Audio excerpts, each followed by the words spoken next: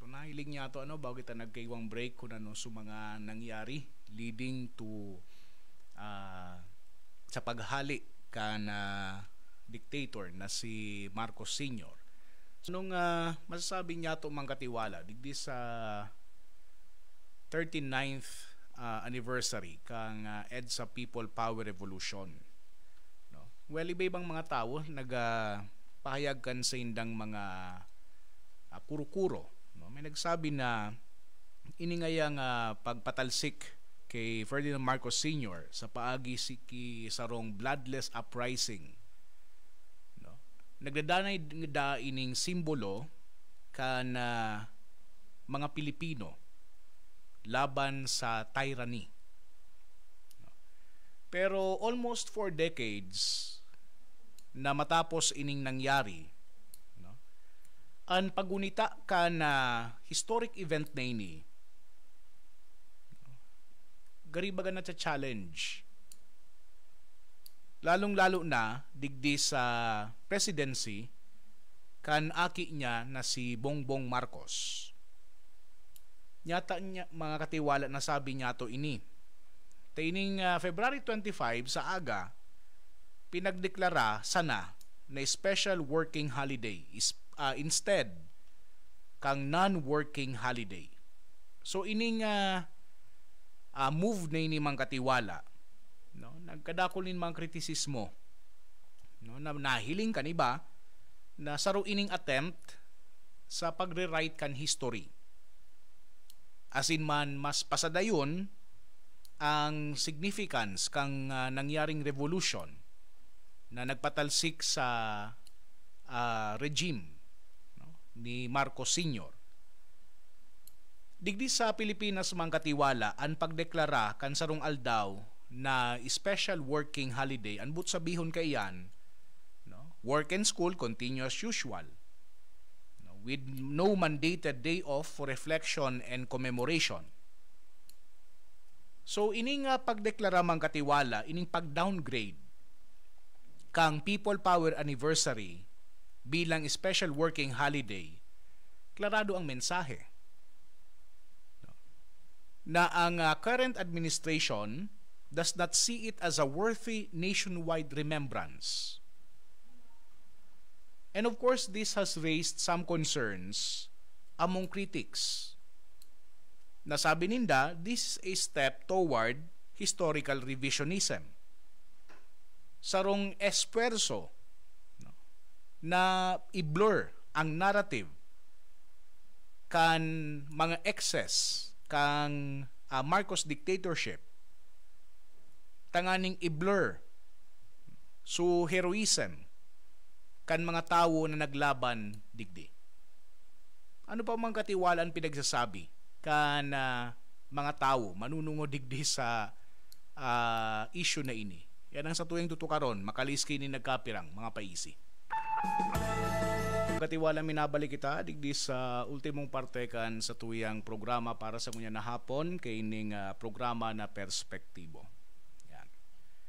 So nasabi niya to kasubago, no, may nagko-question kung nyata ta special working holiday lang ining sa tuyang commemoration kang EDSA People Power Revolution.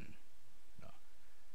Sabi ta kasubago na muya na magkaigwa nin historic revisionism, no, na kumbaga so ibang naratibo naman, no, ang pinapaluwas. As in, ang timing kang declaration na ini is actually particularly telling. No, magpuon baga mang katiwala kang 2022. No, si Marcos Jr., he carefully distanced himself, no, from addressing his father's abuses. Ang sa iyang perming focus is economic and infrastructure projects. May mga pagkakataon iyo na pinag-acknowledge niya ang mga nakaaging pangyayari. Ang sa iyang administrasyon pinag-akusaran, nagaribaga pinagre-rehabilitate ang imahen kan sa iyang pamilya. No, tabang naman dyan, syempre sa mga nagrulwasan baga na mga misinformation campaigns lalong-lalo na sa social media. So by reducing the visibility of the people power celebration, ang satuyang gobyerno garibaga nagte-test din waters of historical erasure. Ang sarupanong importante ho na aspeto mang katiwala digdi sa pagkomemorar niyato kang People Power Revolution, iyo ang dakulaon asin magayunon na oportunidad na kaya kaan i-provide sa mga Filipino, lalong-lalo na sa mga younger generation. Tangani na pag-atid-atidan, tangani na paghurup-hurupan ang konsekwensya kang diktadurya. Tangani na paghurup-hurupan bako sa nakang dictatorship kundi man ang mga pag-aubuso sa human rights. Asin man syempre sa mas dakula na scheme of things, ang importansya kang demokrasya. So, sa paglimita sa February 25 bilang working holiday, ang satuyang gobyerno effectively limits public discussions, gatherings, and activities na nagtataong onra sa espiritu kaining revolusyon. Kan mga nakaaging dekada mga katiwala, ang iba't ibang mga eskwelahan, ang iba't ibang mga institusyon, ginigibo ining holiday na ini, tangani na edukaran, an sa indang mga estudyante, manunungod digdi sa importansya kang peaceful uprising. Asin man tanganing masigurar na ang memory, ang remembrance kay itong mga tao na naglaban digdi sa authoritarian rule remains alive. Garibaga ining pag-downgrade sa estado na special working holiday, ginigibo sana tangani na ining EDSA People Power Revolution maging sarong footnote na lang sa satuyang historya, rather than an event that continues to shape the nation's democratic identity. So, importante ni mga katiwala na maglaog sa tuyang kamalayan. Ano po? Para sa tuyang mga Pilipino, ang People Power Revolution, bako sa nini sarong political event. But it was a defining moment of national unity. No, nahiling taman siguro duman sa video. So sa pag-reduce kay ning importansya kay ini, it is not merely a bureaucratic change.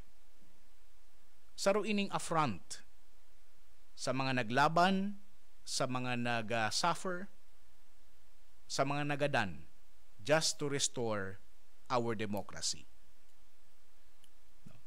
May mga adal pa numang katiwala digdi sa pagselebrar kay ini ka na People Power Revolution. Although ako unya to, ang ideals kang People Power Revolution remain unfinished business. The revolution actually was not an end of our journey. It was just the beginning. Tamahiling man yato ng God, nearly 40 years later. So pangapudan ka subago kan Caritas Philippines, nagkapadagos ang korupsyon.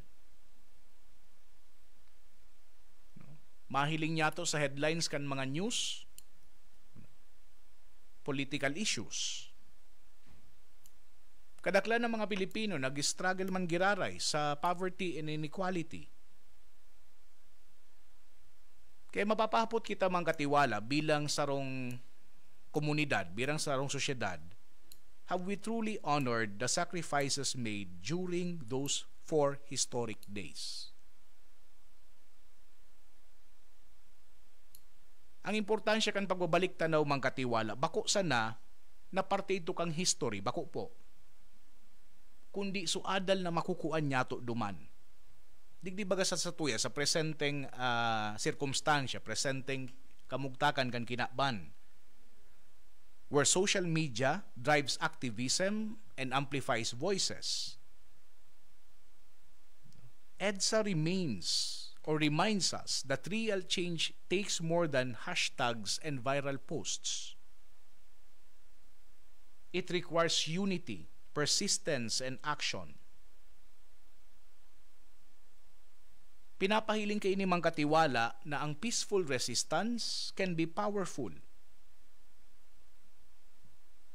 And dialogue and solidarity can achieve what violence cannot. Ang EDSA mang katiwala manunungod ini sa pag dream, no? Sa sarong pangaturugan para sa sarong marhay na futuro para sa gabos na Pilipino. Pero sa giraray, that dream remains unfinished. Kadakol sa ng mga challenges ang nahahampang nyato. Saro pa na adal na makukuha nyato digdi sa EDSA Revolution, iyon kapangyarihan kan collaboration. No, nahiling nyato duman, no? Civil society groups, religious organizations, business leaders, grassroots movements, nagtarabangan sinda despite their differences. Sa presente, we have this fractured political landscape na kung saan ang division pronounced na maray. Magayon na adal ining EDSA People Power Revolution, no? To tell us to rebuild that sense of collective purpose. Imahinaron niya to mang katiwala what we could achieve if we just set aside partisanship to work together our common goals. Kaya maski anong mangyari, magayon man hanggang na masigurar niya to na ining diwa kang EDSA magdanay sa memorya niya to bilang sarong nasyon. Bako sana paano ini sarong istorya. It is a reminder to us of what Filipinos are capable of when we are united by courage and hope and faith and love. Ang pagtukdo kay ni mang katiwala sa mas younger generation, bako sa na ini manunungod sa pagistorya ka nakaagi. It is about inspiring them to take responsibility for shaping the future. Hopefully, kita po ng mga nagdadangog digdi sa Veritas Legazpi sa mga naghihiling. Sa pakabot kinagahan, February 25, isabay niya to sa gabos na pagpangadji asin man mga misa. Ining intensyon na lugod, kita bilang nasyon, mas matawuhan, mas maging aware kan sa tuyang potential na madadara niya to iyan sa satuyang pagbaklay bilang sarong nasyon. Sa gabos po na nakaibanan niya to sa programang ini, salamatunon po sa mga naghiling, sa mga nagdangog, asin man sa satuyang news team. Salamat man kay Mike Resco sa technical. Ini po si Father Kevin Funashare. Ang sa inyong katiwala sa katotoohan, bendisyonan kamo kang mahal na Diyos. Maray na hapon.